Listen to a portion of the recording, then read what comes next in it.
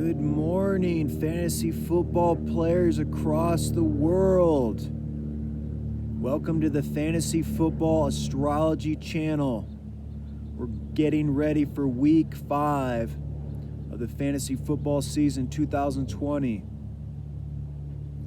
And here I am, guys. I'm doing a video every day, trying to keep you guys informed. You guys are keeping me informed. We're creating a nice little community. We're having a lot of fun. So let's get right into the meat of this video. I had a question come in from Irie Soul. Just to give you a little background, Irie Soul is the same guy who enlightened me to Robert Tonyan. He said, "What's up with Robert Tonyan? I did a video on him and now everybody thinks I'm some type of prophet," right? So the reason I bring this up is because he's asking this week again. He's asking this week about Eric Ebron. What can we expect from Eric Ebron this week? And I said, hey, that's funny. You should ask about Eric Ebron because a couple days ago, I dropped Mike Gesicki for Eric Ebron.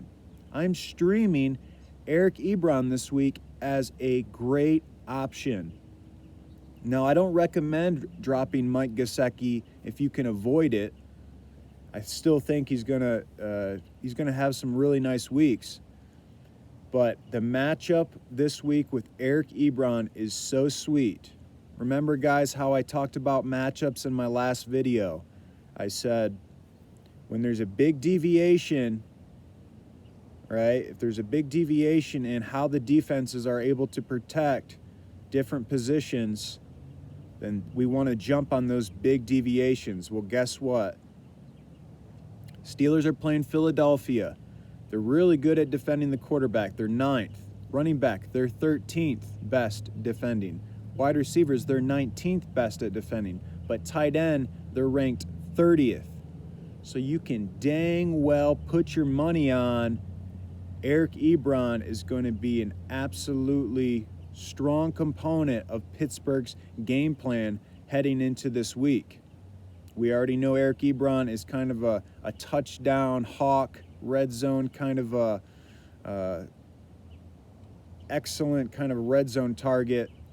And so looking at the astrology here, Ben Roethlisberger is a Pisces, Eric Ebron is an Aries. So I don't typically recommend water to fire, but in this instance, this is probably the best water to fire combination, right? Because Ben Roethlisberger is a mutable sign, mutable signs are the best signs to read the cues of the external environment. Okay, and so being that Eric Ebron is a fire sign in the cardinal sign, it's the sign that is right after Pisces. This is actually a pretty good match. We saw this work last year with Kyle Allen going to DJ Moore.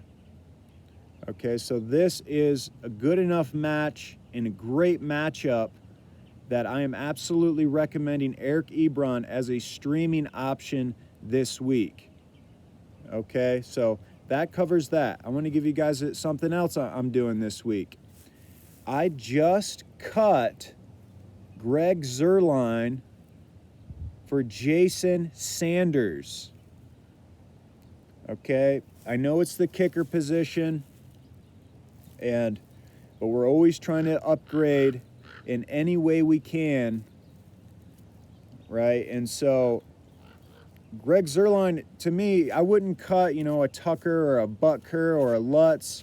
I wouldn't cut those type of kickers, but Jason Sanders got rated in the first quarter of the NFL season to the All-Pro team by PFF. That's Pro Football Focus. They do excellent analysis. If you ever want excellent analysis, go to PFF, and they can give you basically anything you want to know other than astrology, right? So Jason Sanders hasn't missed a kick, and I don't know, maybe it's superstition, but I'm always super high on any guy with the last name Sanders. I grew up as a Detroit Lions fan. I love Barry Sanders. I saw Deion Sanders always getting it done. Emmanuel Sanders is an incredible talent. I think Miles Sanders is an incredible talent. So I'm really high on Jason Sanders. Anytime we're breaking down the kicker, we want basically an offense that is good enough to get it moving down the field, but not good enough to get it in the end zone. And that was my problem with Greg Zuerlein.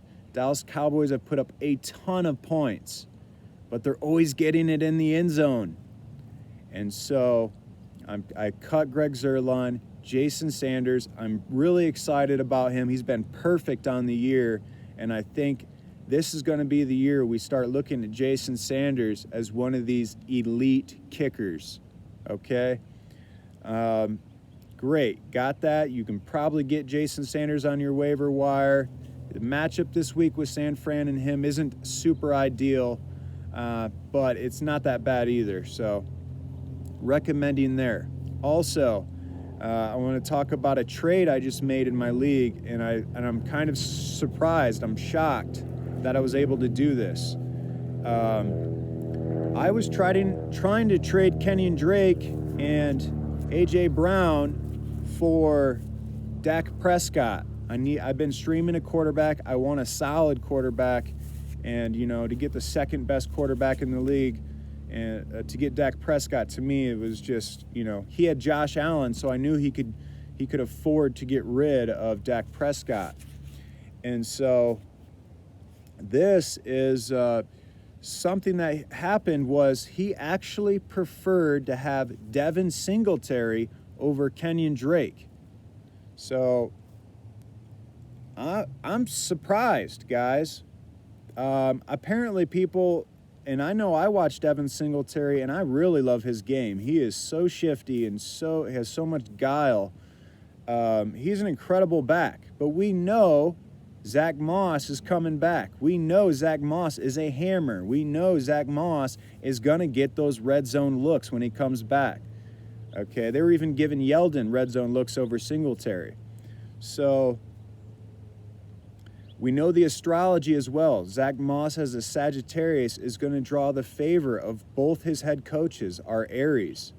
Dermott and what's the other offensive coordinator? I know he's an Aries.